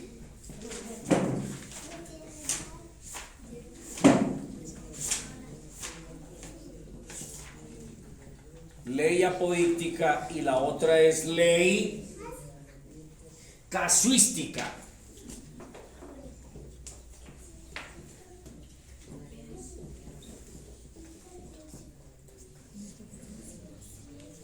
Y están en la Biblia. Están en la Biblia. Esto, por ejemplo, lo encuentra usted, si usted estudia leyes, se va a la universidad, allá le van a hablar de esto. Porque la Biblia es un libro tan completo que tiene jurisprudencia. Es un libro completico. Y sin duda, los abogados y los juristas podrían sacar de aquí aplicaciones y juicios correctos si leyeran las. Es más, Estados Unidos, que es un país sólido, en cierto sentido, sin duda su constitución y todo se basó netamente en la Biblia, en las Sagradas Escrituras. La separación de poderes, los contrapesos, todo basado en las Sagradas Escrituras, porque eran cristianos estos hombres que fundaron este país o que conformaron esta nación. Entonces la palabra del Señor es un libro perfecto. Bien, vamos a distinguir no solamente vamos a distinguir entre el proverbio y la ley, también debemos distinguir entre diferentes tipos de leyes. Entonces, cuidado con lo del proverbio y cuidado cuando hay ese no o haga. Proverbios 31, hágalo. Dele cerveza al triste. Y Proverbios 6:4, no duerma. Sepa leer los proverbios. Sepa leer esos pasajes de la Biblia e interprete que es una ley divina, un mandamiento del Señor. Sepámoslo interpretar. No hay un ángel que se lo vaya a decir. Olvídese, toda esa fantasía tenemos que irla desapareciendo de nuestra iglesia. Yo creo que el Señor me puede decir algo puntual en un sueño, me puede decir cosas, Él es así, Él es precioso, pero váyanse bajando de esas fantasías que un ángel, cuando usted esté leyendo, entonces llega un ángel y le dice, ahí es un proverbio, tranquilo, es un proverbio. Y sigue usted leyendo y llega otro angelito aquí por este lado, ese es un mandamiento, no. El Señor le ha dado sabiduría para que usted interprete entre una cosa y otra, ¿cierto? Usted dice, wow, aquí es lenguaje figurado, aquí no es literal, aquí es lenguaje figurado. Y usted dice, wow, aquí es literal, esto hay que hacerlo a partir de ya, en esta casa y en mi vida esto se comienza a hacer hoy, ¿cierto? Bien, entonces tenemos dos palabras raras, dos palabras extrañas. ¿Las habían oído? Nunca las habían oído, ¿cierto? Nunca las habían oído. Palabras raras, vea que uno va aprendiendo esas cosas. La apodíctica y la casuística. La ley apodíctica, esto sí me gustaría que echaran lápiz porque de pronto sale por ahí un examen, de pronto saque una hoja y márquenla ahí. La ley apodíctica expresa absolutos y va con claridad. Esta forma de ley o este ejemplo más claro son los 10 mandamientos. Entonces, no creo que haya nueve, ¿o sí? La ley apodíctica, ¿cuál es? Absolutos. Y con un dedito de frente, con el dedo meñique lo más de frente. Pero es que yo no soy erudito. No, con un poquito nomás, usted comprende que la Biblia le está dando un absoluto, ¿cierto? No cometerás adulterio. ¿Será que es figurado? Le está diciendo que los hombres de Dios solamente tenemos una mujer y tenemos sexo con una mujer, nos acostamos con una mujer y nos enamoramos de una mujer y no estamos picando en todo lado. Está diciendo absoluto. O sea, ni en el pensamiento, porque Cristo ya se metió al corazón. Ya no fue simplemente visible, sino ya en el corazón. Si usted mira y codicia, es un adúltero. Clarísimo, ¿no? Bien, entonces esa es la ley apodíctica. ¿Harás o no harás? Entonces aquí le ponen ustedes al frente. La ley apodíctica se identifica por harás. No harás. Bien, eso es.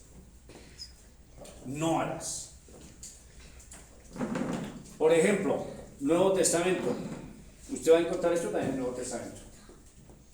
Se compungieron de corazón y le dijeron a Pedro y a los otros varones hermanos, ¿qué haremos? Y Pedro les dice, arrepentidos. ¿Lenguaje figurado o le está diciendo en serio?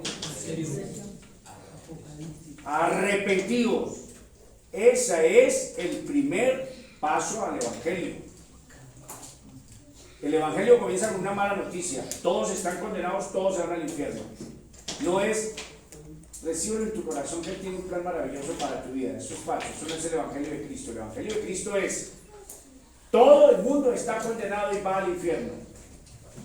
Solución, primer paso, arrepiéntase. Reconozca que usted es un pecador. No que pobrecito, que no le han ayudado a descubrir el campeón que hay en el... No, señor. Usted es un pecador perdido y tiene que ¿qué? Arrepentirse. Es un absoluto. Y así mismo vamos descubriendo esas cosas, porque usted dice, bueno, los 10 mandamientos están fácil, pero ¿cómo comienzo a encontrar imperativos en la Biblia de aplicación absoluta? El Señor le da la sabiduría, le da su espíritu y usted va a saber aplicar la Biblia correctamente. Para eso es este seminario. Bien, encontramos con claridad esta forma de ley en los 10 mandamientos. La ley casuística se expresa en una forma condicional. Entonces aquí hay condiciones.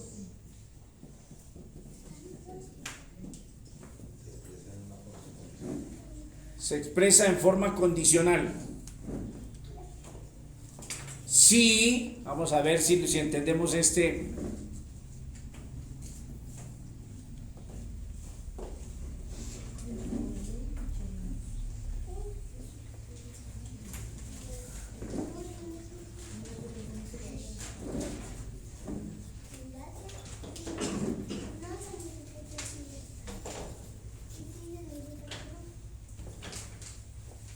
¿Comprenden esta parte? Sí. Aquí hay un vacío. Aquí hay una condición.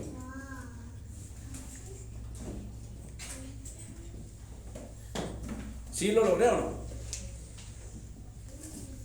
Si se cumple esta condición, ¿lo haces o no lo haces? Si se cumple esta condición que aparece acá.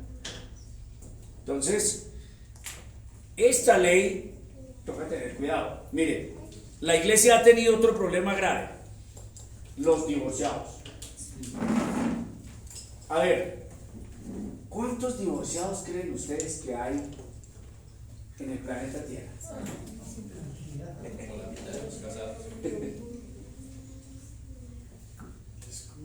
Pregunto, ¿cómo da la aplicación ciertos sectores de la iglesia?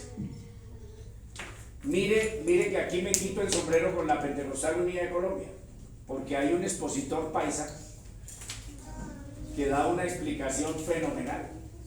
Ese hombre. Ahí entonces me incliné, yo quería ir a Medellín y abrazarlo y decirle, usted es unicitario, pero yo lo amo, porque usted ha explicado esto de forma fenomenal. La Iglesia Pentecostal Unida aceptó el divorcio dentro de sus fieles, pero eso tiene unos condicionamientos graves. Hay otro sector de la iglesia que dice que bajo ninguna circunstancia el divorciado se puede volver a casar. O sea, usted se divorció y se vuelve a casar, de una vez que le vayan calentando el pailón, porque usted se va a meter. Usted se divorció y se unió a otra persona, váyase, mejor dicho, ¿para qué asiste más a la iglesia? Y no asista más porque usted ya está condenado, ya se va al infierno.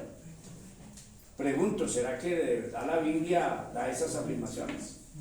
Entonces, vamos a trabajar con eso en el cuarto de hora que nos queda, sobre la ley casuística. Bien, vamos a ir a... Aquí me van a ayudar ustedes porque...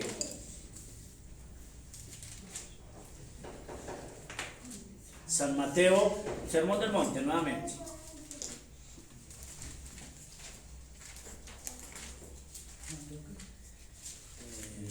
No logro memorizar si es 5. Yo sé que es 5, 6 y 7. Y me dice Yulicita que Jesús habló del divorcio en capítulo 5. Nos dice nuestra hermana Yuli, tiene toda la razón. Bien. Un ejemplo claro de ley casuística. Graben estos nombres. Hagamos el esfuerzo de no traer esto al púlpito. Pero si algún día nos toca decirlo, lo decimos, pero lo explicamos. ¿Listo? Pero a estas cosas complejas a veces no hacen bien. Pero esto sí usted tiene que saberlo. Esto tiene que saber. Porque se va a encontrar con un montón de ejemplos de estos y con un montón de ejemplos de estos. Y usted dice, mi aplicación personal funciona, pero si usted es pastor, clarísimo, si usted es pastor, Gustavo, Brian, Carlitos todavía califica. Sí, todavía califica Carlos. Pero Brian, Gustavo, indudablemente califican para ese cargo de pastores, ¿sí? Y entonces, cuando ustedes estén cantando en el funeral del pastor Pedro, más allá del sol, y lo echen allá, y ese hombre ya no está, la iglesia sigue adelante y tiene que seguir creciendo y abundando en sabiduría, y ya esa persona no está para preguntarle. Entonces usted tiene que tener cimientos sólidos para seguir llevando a la iglesia a esa reforma continua. La iglesia se reforma todos los días. Y reformar la iglesia no es modificar, es decir, como cuando usted pinta la casa y amplía una alcoba. No. Reformar la iglesia es tumbar la casa totalmente y hacer una nueva. Eso es la reforma de la iglesia. Hay muchas cosas que hay que derribar que no sirven. Bien, vayamos a entrar a la Biblia. Los judíos se divorciaban más que en este tiempo.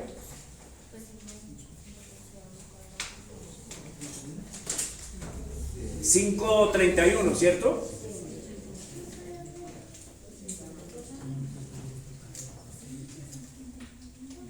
Entonces resulta que los hombres se podían divorciar y las mujeres no. Ahí ya vamos mal, con todo eso vamos realmente mal. Los hombres se podían divorciar y se divorciaban cada rato. Ellos eran felices, dichosos, divorciándose. Ya no me gustó. No, es que no habla, no, es que no se ríe. Y listo, y carta de divorcio y vaya y conseguía otra y feliz. Las mujeres no pueden hacer eso. Entonces, el Señor Jesucristo entra en acción. El Hijo de Dios, el Dios mismo. También fue dicho, cualquiera que repudie a su mujer, dale carta de divorcio. Que eso fue dicho ¿dónde? En el Antiguo Testamento, ¿cierto? Venga a ver por aquí, Deuteronomios, ¿qué, Beatricita? Eso, fue dicho allá en Deuteronomio. También fue dicho cualquiera que, Deuteronomios 24.1, ¿cierto, Beatriz? Sí. También fue dicho cualquiera que repudie a su mujer, dale carta de divorcio. ¿Lo estás leyendo, hijita, en 24.1? Sí. ¿Sí? ¿Qué dice, mamita? Cuando alguno tomare mujer y dare por haber hallado cuando alguno tome mujer y se case con ella, si no le agrada por haber hallado en ella alguna cosa indecente, le escriba carta de divorcio y se la entregará en su mano y la despedirá de su casa. Imagínense eso. Y salió de su casa fuera de la casa de su familia. Entonces, había leyes específicas. Dice el Señor. Eso fue dicho allá. Pero yo os digo. O sea, esta es la ley. Vamos a mirar en el próximo sábado, vamos a mirar ley y espíritu de ley. Ley y espíritu de ley, que ese es otro gran problema. Entonces, el Señor dice, voy a dar el espíritu de esta ley. O sea que Moisés está en 19:7 y es la ley que da Moisés. La ley que da Moisés por la dureza del corazón de los judíos, porque somos terribles, Gaticita, no es una ley de Dios, no es una autorización de Dios, sino que es que al ser humano toca definitivamente. Pero yo os digo, dice Cristo, que cualquiera que repudie a su mujer, entonces aquí lo llena usted, a no ser por causa de qué?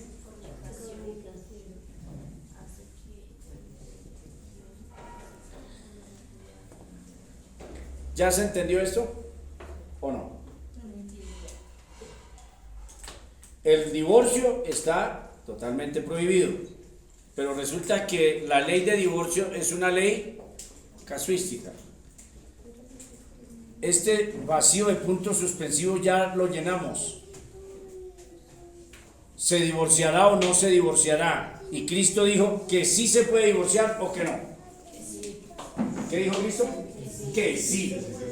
Que sí se puede divorciar, dijo Cristo. Que sí. ¿Y cuál es la condición? Que haya sido por un acto inmoral sexual. Es decir, si mi pareja me engaña y tiene sexo con otra persona, yo me puedo divorciar de esa persona y casarme con otra persona. Eso es lo que dice la Biblia, no las normas de las iglesias legalistas, lo que dice la Biblia. Pero yo os digo que cualquiera que repudie a su mujer, a no ser por causa de fornicación, hace que ella adultere y ¿qué? O sea que me metió al hombre también. El que se casa con esa mujer también comete adulterio. Culpó al hombre, lo involucró totalmente. A ver, ¿por qué se divorciaban los judíos? Por cualquier cosa. Interpretaron mal Deuteronomio porque mi hija lee claramente y dice, si haya encontrado una cosa inmoral, indecente en ella. Y yo creo que roncar no es una cosa inmoral. Eso es una cosa fea, roncar, sí, pero eso es una enfermedad, eso es una cuestión que roncamos. Que sea brutica para cocinar, eso no es inmoral. Brutica, se le quema el arroz, se le quema todo, pero eso no es inmoralidad. Y ellos habían extendido la ley que si no le caía bien después de la primera semana, de la primera noche, de la primera semana, o que si de repente teniendo la intimidad sexual tampoco le había gustado como ella se había comportado, de pronto una mujer fría, ¿cierto? Entonces no le gustó como tuvo la intimidad, entonces le daba carta de divorcio. Y el Señor Jesucristo dijo, si ustedes se divorcian por cualquier cosa, entonces eso es lo grave en la iglesia. La iglesia no puede ceder un milímetro cuando llegan dos personas y dicen que se me acabó el amor y que no nos entendimos. Si no se entendieron y se les acabó el amor, número uno, ustedes dos no son cristianos. Porque si son cristianos, tienen que poder amarse y soportar sus dificultades y tienen que poder convivir porque son cristianos, ¿cierto? Pero si me llega una persona y dice, acabo de ver a mi marido o a mi mujer acostado con otra persona, comprobado que salieron del motel, se puede divorciar y casarse con otra persona. Porque lo dijo ¿quién? Dios. Lo dijo Cristo, ¿cierto? ¿Queda claro esta ley o no? Venga a ver si encontramos otra cita por acá. Venga a ver si 19:7 nos dice algo más. Quedan 5 minutos. 19:7. Sí, está amplio.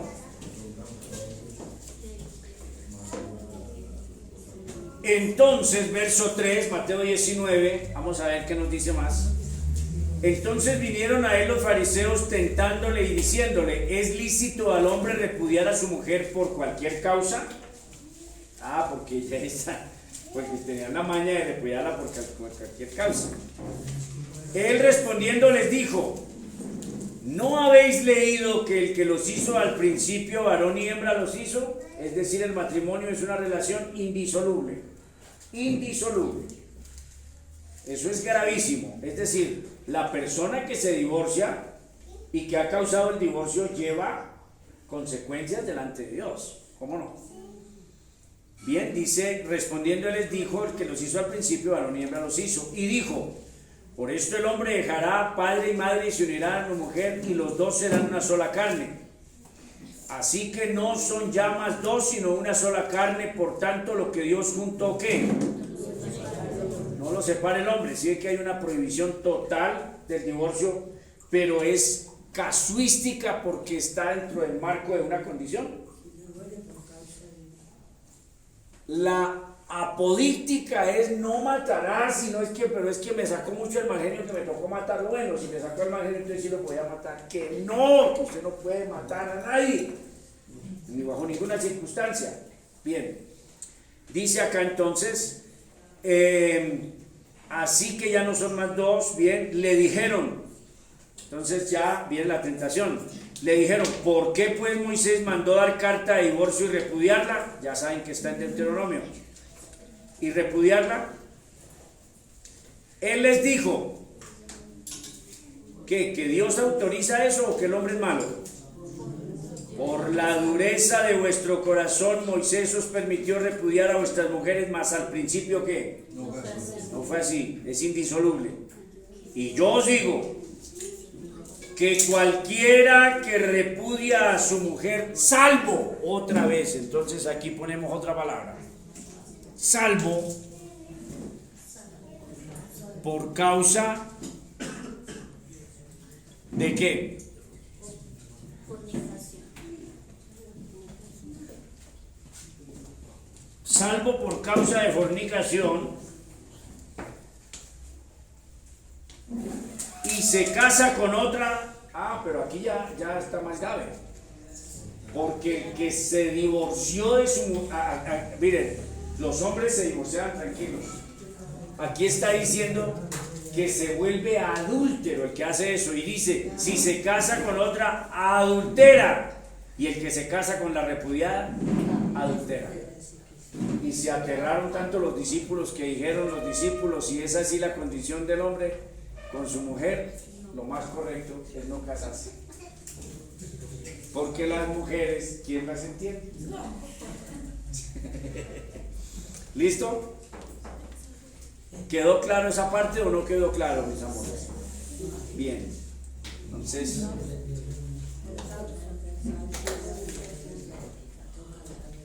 hay varias leyes que encontramos así en esa forma. Note que cuando usted, mire, los que dan absolutos en sus iglesias que no se puede divorciar nadie, se fijan en lo imperativo de que es indisoluble, y eso es lo que está diciendo ahí. Nadie está diciendo que no, pero se les olvida cuando Jesús dice: salvo por causa de fornicación. Entonces, ¿sabe cómo lo explican ellos? Ellos lo explican de una forma muy superflua, muy vaga. Dice que es que la chica no le dijo que ella ya había tenido sexo con otro hombre. Entonces, duraron 3 años de novio, ella con su novio anterior se había acostado, y pasaron los 3 años y nunca le dijo que había tenido sexo con otro hombre. Cuando llega su primer noche de bodas, entonces el chico se da cuenta que no estaba virgen, y que entonces esa es la forma de poderla repudiar. No está diciendo eso Cristo. No está diciendo eso, ¿cierto? Lo que está diciendo el Señor es que si estando casado, aquí está hablando es de persona casada, ya está casada.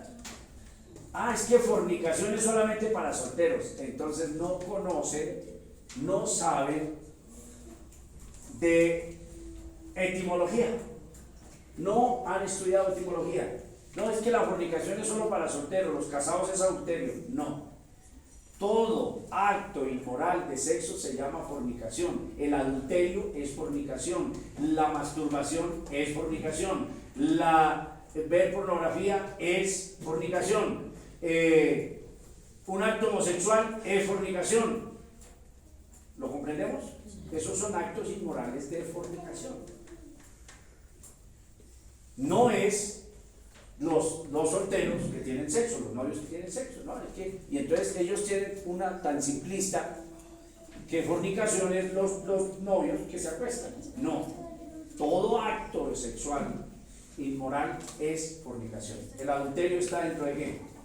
Dentro de la fornicación. Cuando una persona casada se acuesta con otra, está fornicando, que es un acto inmoral, y está ¿qué? Adulterando a la vez con su pareja. Entonces, ¿qué se debe aconsejar en la iglesia?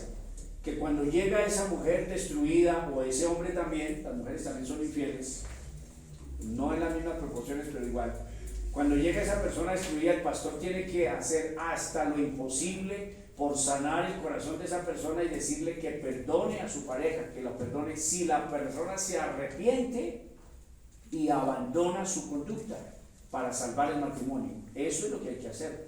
Bueno, sí, le consigo un abogado para su hijo. No, así no hay que hacer.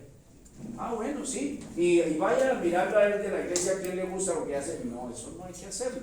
Hay que sanar el hogar y que haya perdón. Pero si es irremediable, si no se puede, entonces la persona se puede divorciar y se puede casar con otra persona.